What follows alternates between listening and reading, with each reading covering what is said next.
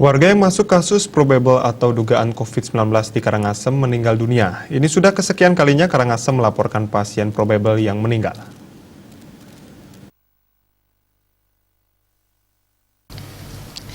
Dari informasi yang dihimpun, pasien meninggal merupakan warga Desa Ngis, Kecamatan Manggis.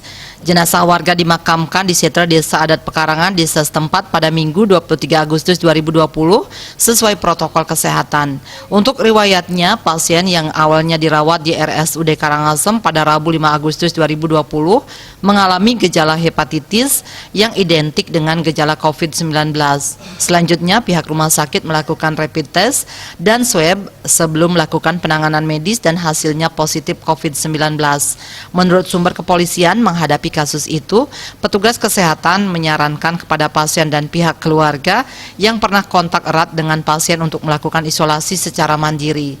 Pasien belum sempat menjalani tes swab untuk kedua kalinya, namun pasien telah meninggal dunia sehingga tidak sempat dilakukan penanganan lebih lanjut. Oleh karena itu, pasien berstatus probable sehingga proses pemakaman tetap sesuai protokol kesehatan. Kalak BPBD Karangasem Ida Bagus Ketut Arimbawo mengungkapkan pihaknya menurunkan sejumlah anggota untuk membantu proses pemakaman. Kegiatan pemakaman jenazah dilakukan oleh tim gabungan dari BPBD Karangasem dan perwakilan dari pihak keluarga dengan menggunakan APD lengkap. Prosesi upacara digelar sesuai dengan adat setempat. Jumlah perwakilan keluarga yang ikut proses pemakaman dibatasi kurang lebih sekitar 20 orang.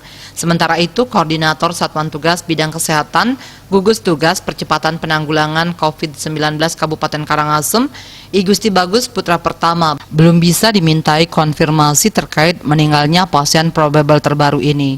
Eka Parananda, Bali Pos melaporkan.